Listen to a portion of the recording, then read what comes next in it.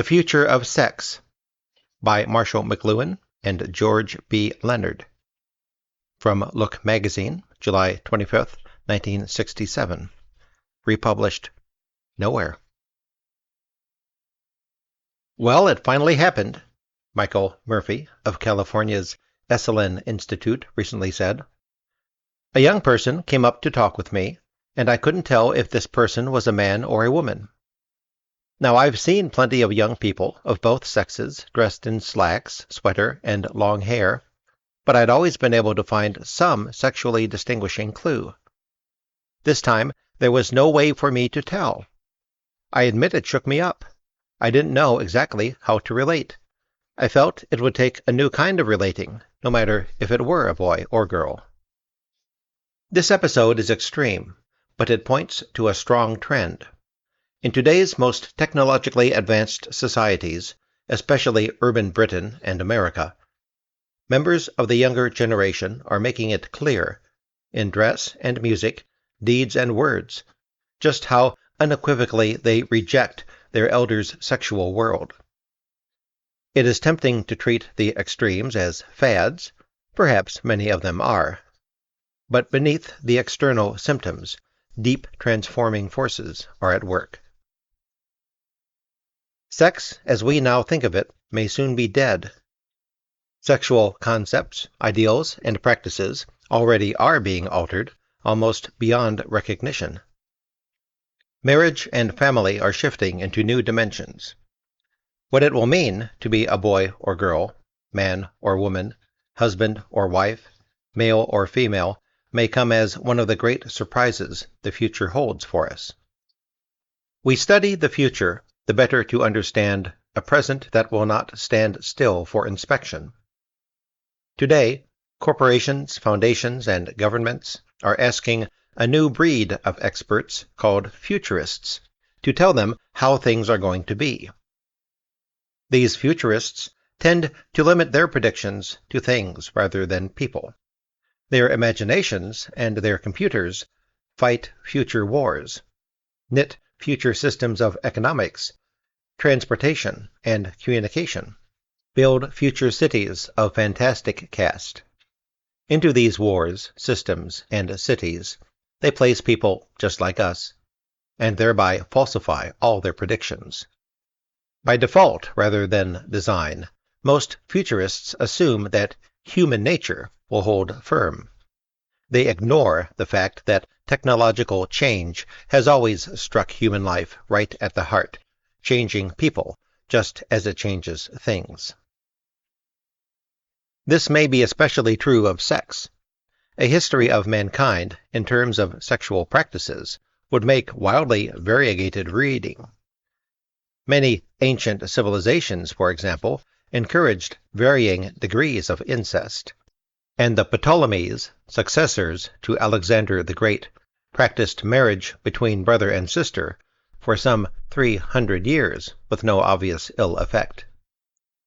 Modern anthropologists have brought back stories of present-day primitive tribes whose sex customs confound our traditional notion that there is only one natural pattern of relationships between the sexes. In early man, just as in most of the higher mammals, males and females lived rather similar lives, with little specialization except where child-bearing and child-rearing were concerned. Life for every member of a primitive hunting tribe was integral, all-involving. There could be no feminist movement, nor any special class of homosexuals or prostitutes. But when mankind turned from hunting to farming, and then to creating cities, empires, pyramids, and temples, men and women were split apart in ways that went far beyond biology. Many men became specialists: kings, workers, merchants, warriors, farmers, scribes, in the increasingly complex social machine. Most women fell heir to less specialized but separate domestic tasks. With the coming of writing, it was the manly virtues that were recorded and extolled. As Charles W. Ferguson points out in The Male Attitude, men have kept the records of the race. which may explain why history is a chronicle of war, conquest, politics, hot competition, and abstract reasoning. What survives in the broad account of the days before the modern era, Ferguson writes, is a picture of a humankind full of hostility and inevitable hate. Look researchers were surprised to find that, until relatively recent times, female births and deaths were often not even recorded. Ancient writers exaggerated the biological as well as the social differences between the sexes, with the female coming off very badly indeed. The Romans invented the word sexus, probably deriving it from the Latin verb secere, to cut or sever. And that is exactly what civilization has done to man and woman.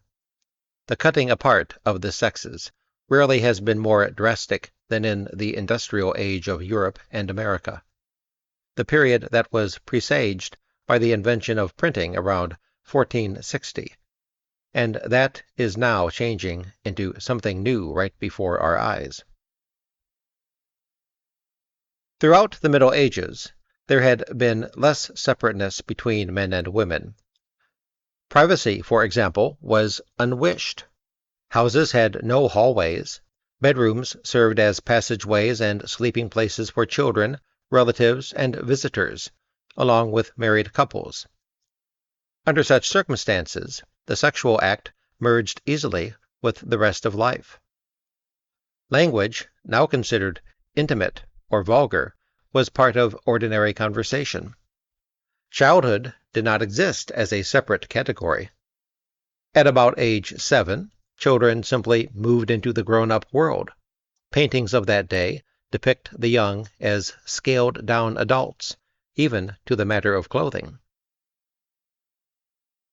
After printing, however, human life became increasingly visual and compartmentalized.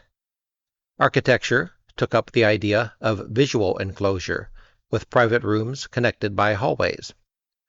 It was only when this happened that childhood separated out from the rest of life. At the same time, sexual activity went underground.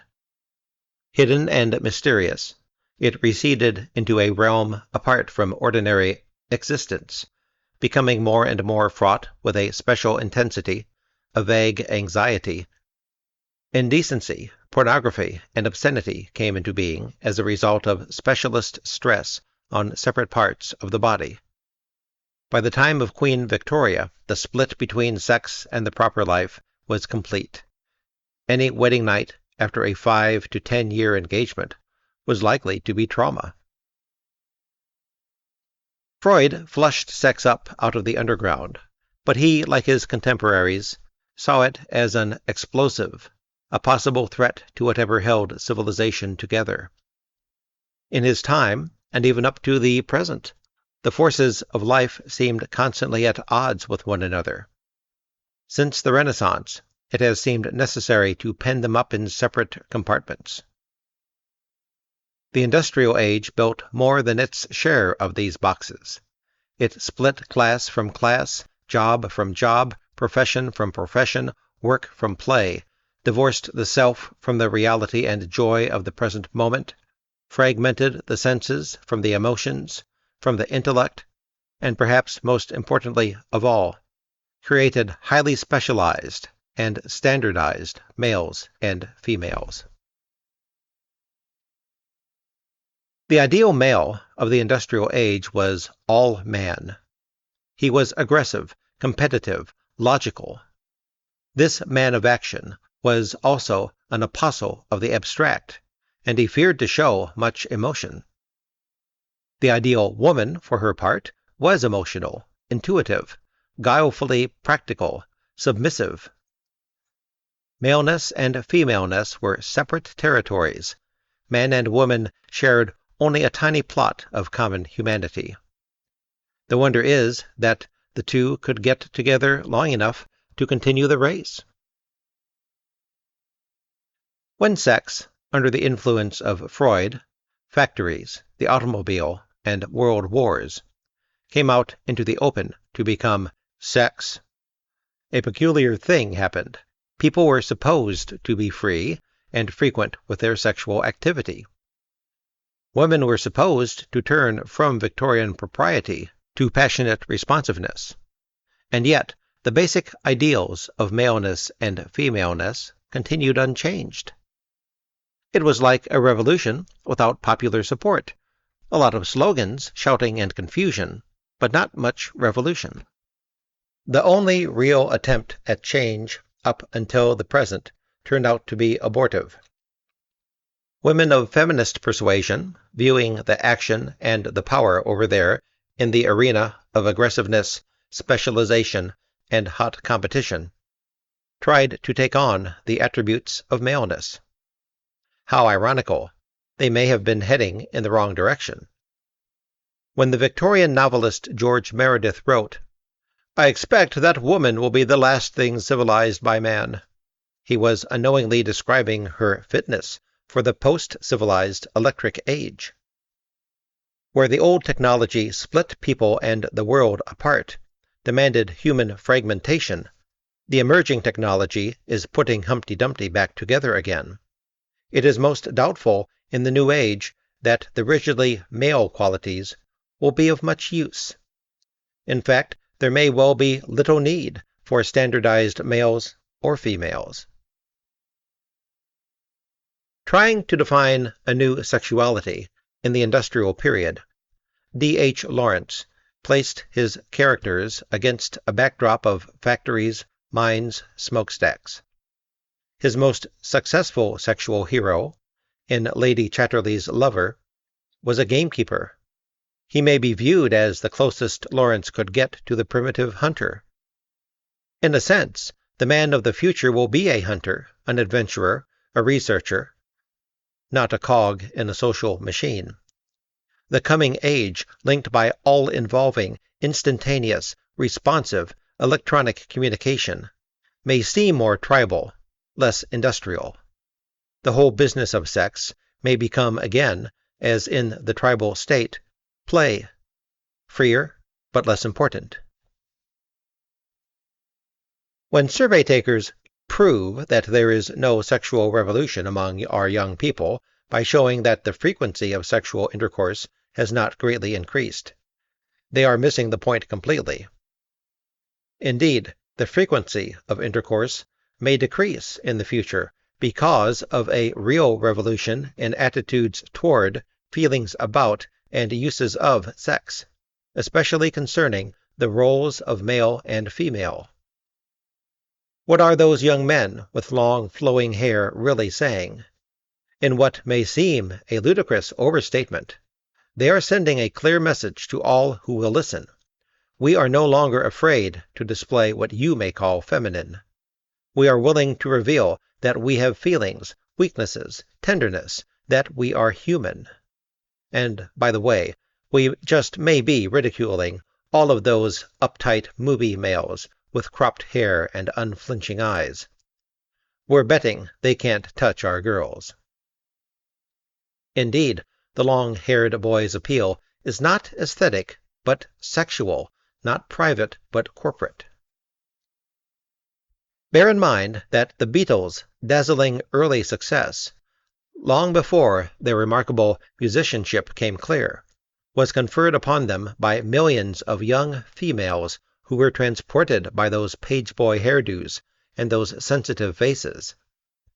And the Beatles were not the first in a modern lineage of girl movers, a younger, slender, tenderer Frank Sinatra, and then a hip, swiveling Elvis Presley had reduced earlier sub-generations to squeals and moans. It takes a particularly obstinate blindness not to realize that an ability to free emotions, and not a fragmented all-maleness, provides today's most compelling erotic appeal. We might also confess that our reading of the new teenage conformity of dress and hairdo fails to consider the social ritualism of these forms. They express the new desire for depth involvement in social life rather than egotistic eccentricity. The trend, perhaps without the exaggerated hairstyle, seems likely to continue.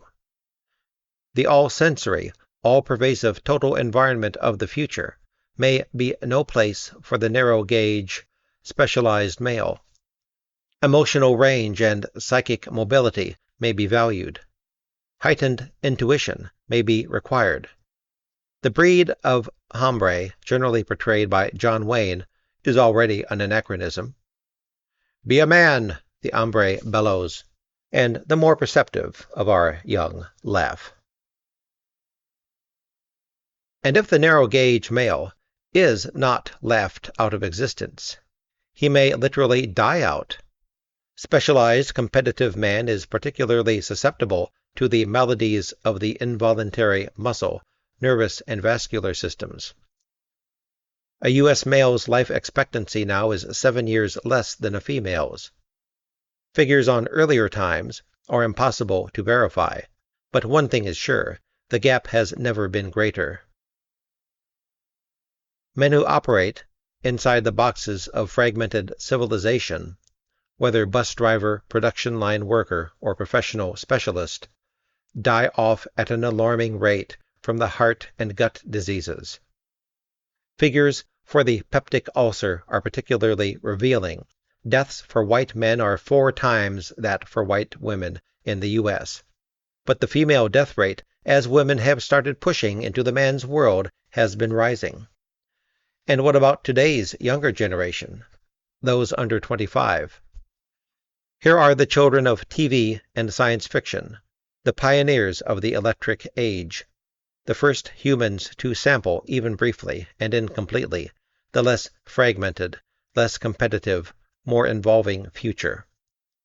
What of these tentatively retribalized young men? We may predict that their ulcer rate will decline. No surprise. In the most isolated primitive tribes, those whose members still operate as free-roving hunters, digestive disorders are practically unknown, and the usual civilized heart troubles are rare. Significantly, these people make little distinction between the ideal qualities of male and female. As the noted British anthropologist Geoffrey Gorer writes concerning the peace-loving pygmies of Africa, the Arapesh of New Guinea, and the Lepchas of Sikkim, quote, "Men and women have different primary sexual characteristics, a source of endless merriment as well as more concrete satisfactions, and some different skills and aptitudes. No child, however, grows up with the injunctions, 'all real men do,' or 'no proper woman does,' so that there is no confusion of sexual identity. No cases of sexual inversion have been reported among them. The model for the growing child is one of concrete performance and frank enjoyment, not of metaphysical, symbolic achievements, or of ordeals to be surmounted.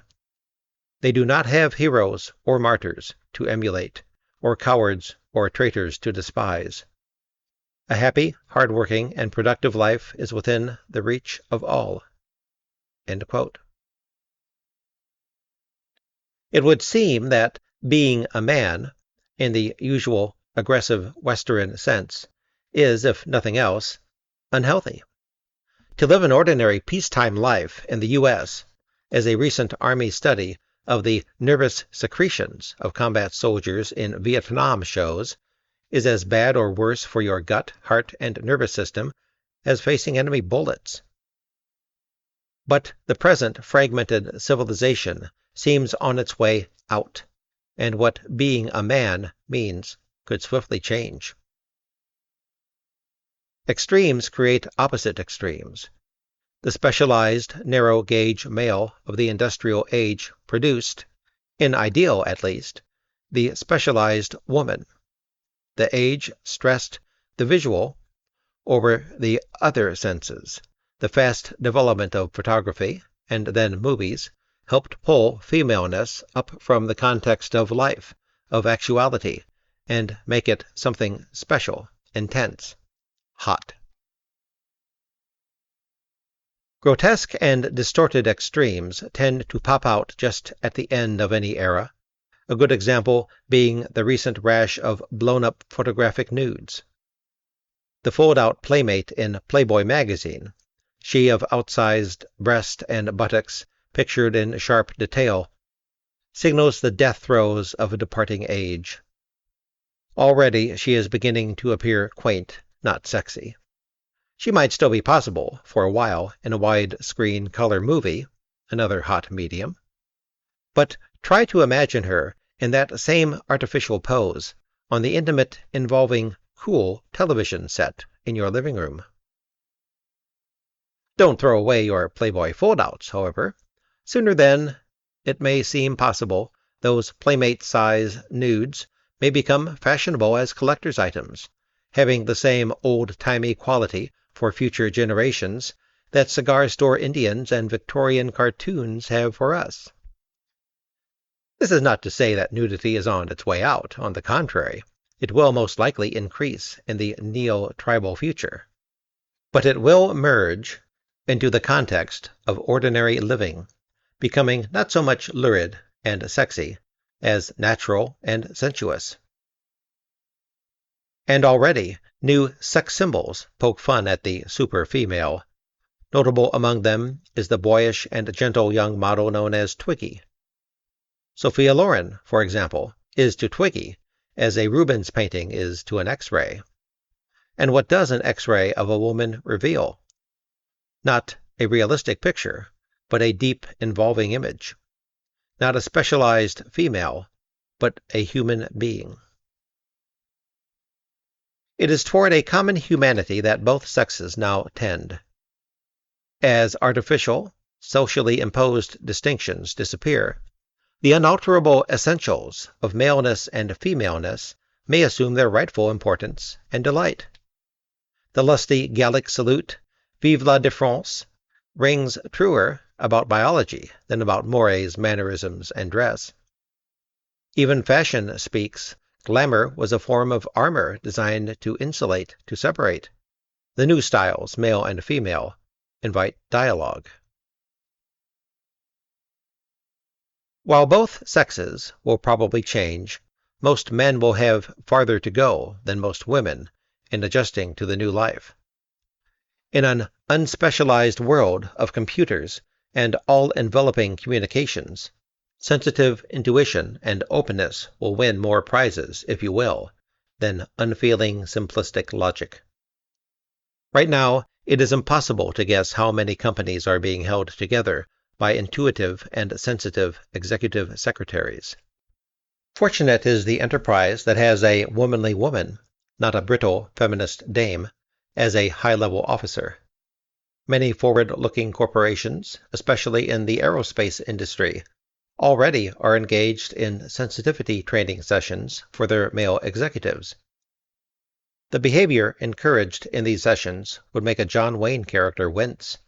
Manly males learn how to reveal their emotions, to become sensitive to others, to weep openly if that is what they feel like doing.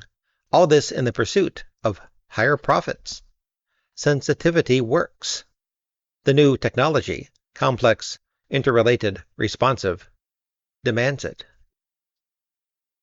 The demands for new male and female ideals and actions are all around us, changing people in many a subtle and unsuspected way.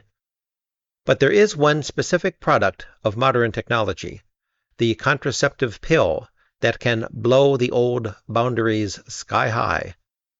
It makes it possible for sexual woman to act like sexual man.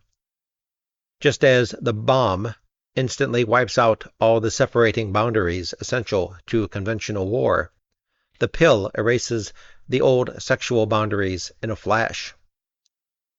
The pill makes woman a bomb. She creates a new kind of fragmentation, separating sexual intercourse from procreation. She also explodes old barriers between the sexes, bringing them closer together. Watch for traditions to fall. Romantic love seems a likely victim. As a specialty, romance was an invention of the late Middle Ages, a triumph of highly individualistic enterprise. It requires separation, unfulfillment. The chase is everything, the man aflame, the maiden coy. Sexual consummation bursts the balloon of yearning. As in the romantic movies, the significant embrace can hardly be imagined without "the end" printed over it. Indeed, what we have called sex in recent decades may be viewed as the lag end of romantic love. As a way of selecting a spouse, romance, "in all the world you're the only girl for me," never worked very well. Back in the 18th century, Boswell may have felt some shock at Dr. Johnson's answer to his question, "Pray, sir, do you not suppose there are 50 women in the world, with any one of whom a man may be as happy as with any one woman in particular?" Johnson replied, "Aye, 50,000. The future may well agree with Dr. Johnson. It is difficult to play the coy maiden on a daily diet of contraceptive pills. And the appeal of computer dating suggests that young people are seeking out a wide and quite practical range of qualities in their mates, not just romance or high-intensity sex appeal. Here, in fact, may be the electronic counterpart of arranged marriage. The great mystics have always perceived romantic love as somehow defective, as a double ego that selfishly ignores other people. Today's youngsters have a different way of putting it. Our parents' generation is hung up about sex. As romantic love fades, so may sexual privacy. Already, young people shock their elders by casually conversing on matters previously considered top secret. And the hippies, those brash pioneers of new life patterns, have reverted, boys and girls together, along with a few little children, to the communal living of the Middle Ages or the primitive tribe. It is not uncommon to find a goodly mixture of them sleeping in one room.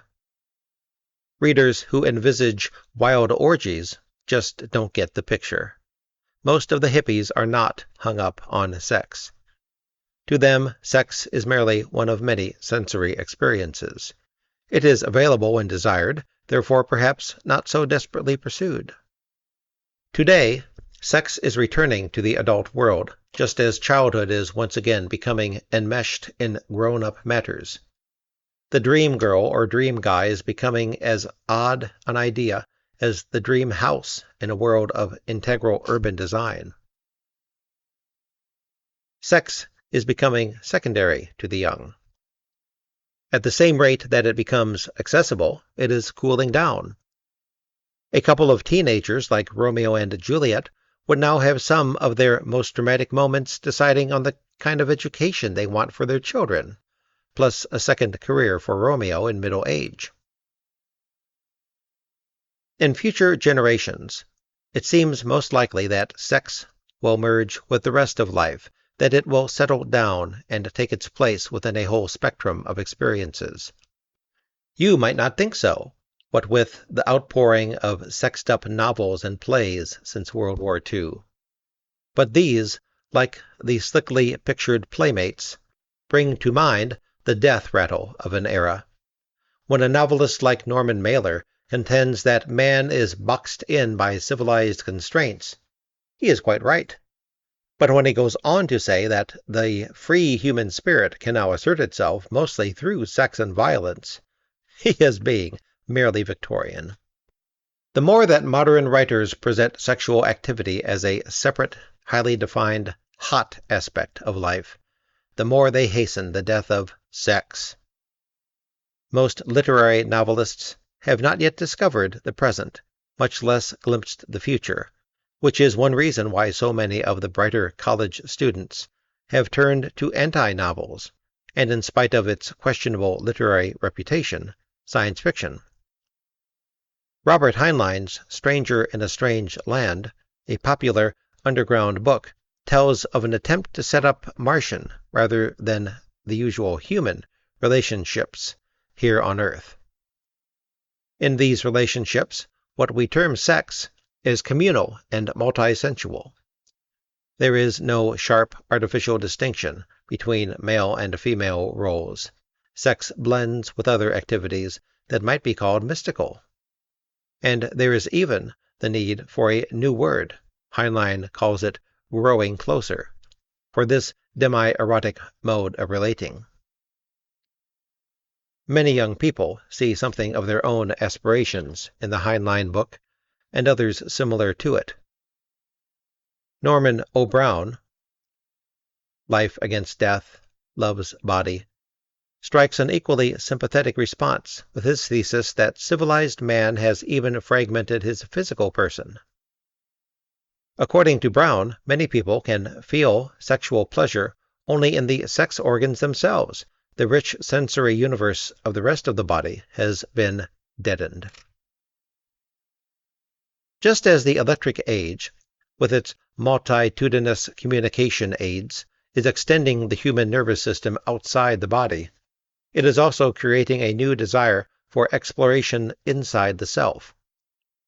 This inner trip seeks ways to awaken all the senses, to find long-lost human capacities, to discover turn-ons beyond the narrowly sexual.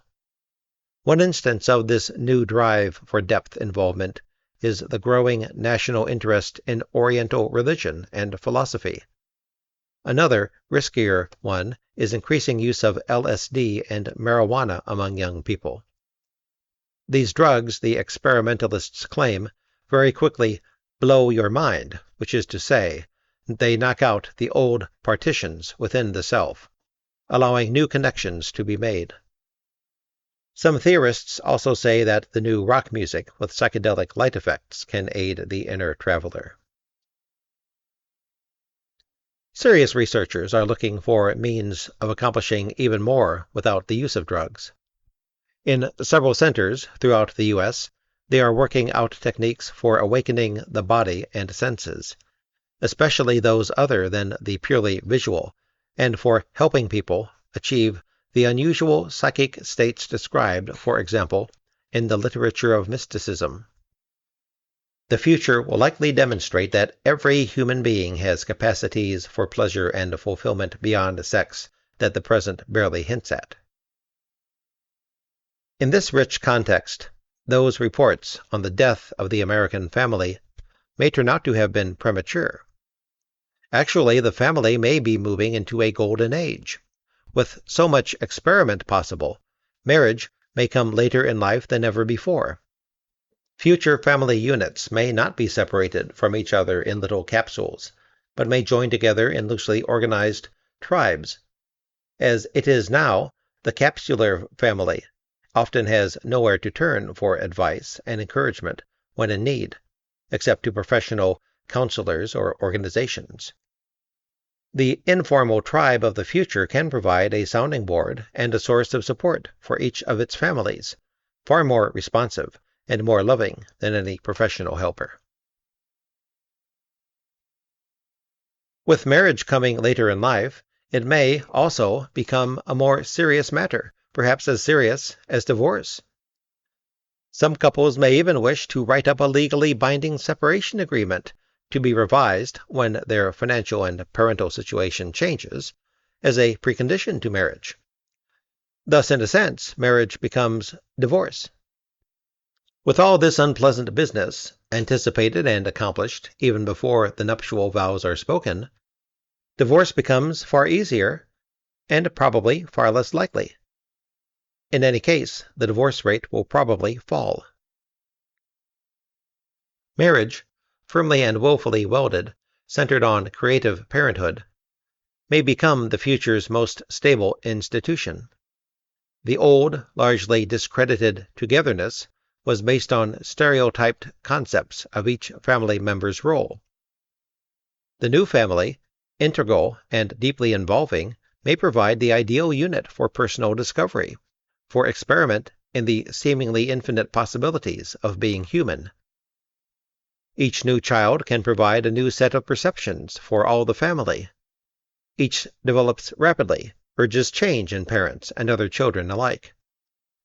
It is possible that the family of the future may find its stability in constant change, in the encouragement of what is unique in each of its members, that marriage, freed from the compulsions and restrictions surrounding high-intensity sex, can become far more sensual that is to say, more integral. What about homosexuality and prostitution? Lifelong specialized sexual inversion has baffled many researchers. But may it not be viewed simply as a response to sexual overspecialization? Just as men in our society are far more specialized than women, so male homosexuality is far more prevalent. To be a man, in the narrow sense, has often proven difficult and dehumanizing. In certain stressful and ambiguous family situations, some young men have not been able to pull it off. So they flip-flop over to the coin's reverse side, the mirror image of hyper-maleness, even more specialized, even more limiting. If a new, less specialized maleness emerges, it is possible that the need to turn to specialized homosexuality will decrease. There is a striking absence of it among the communal living young people of today.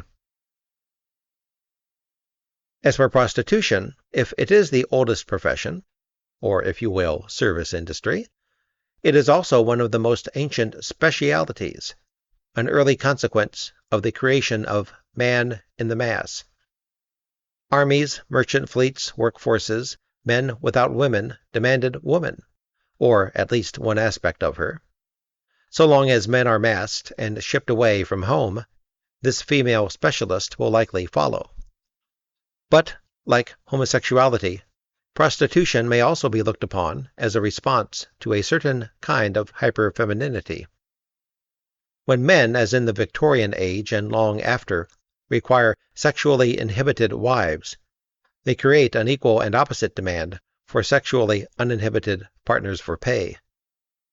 As the first requirement fades, so does the second. Already call girls are becoming game for the aging. The whole notion seems somewhat ridiculous to the young.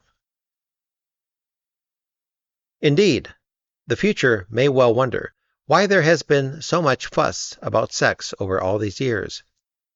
Sex may well be regaining some of its traditional cool. It is still a three-letter word, despite the efforts of its four-letter relatives to hot it up. This is not to say the future will be sexless, far from it. Generations yet to come may very well find all of life far more erotic than now seems possible. Those who try to puzzle out any single sexual way for the next age will probably find their efforts in vain.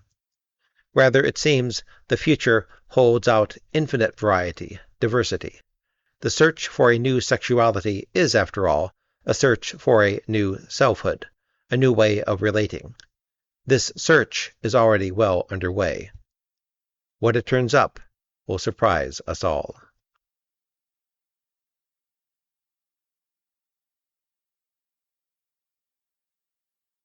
Again, The Future of Sex by Marshall McLuhan and George B. Leonard from Look Magazine, July 25th, 1967. Thank you for listening.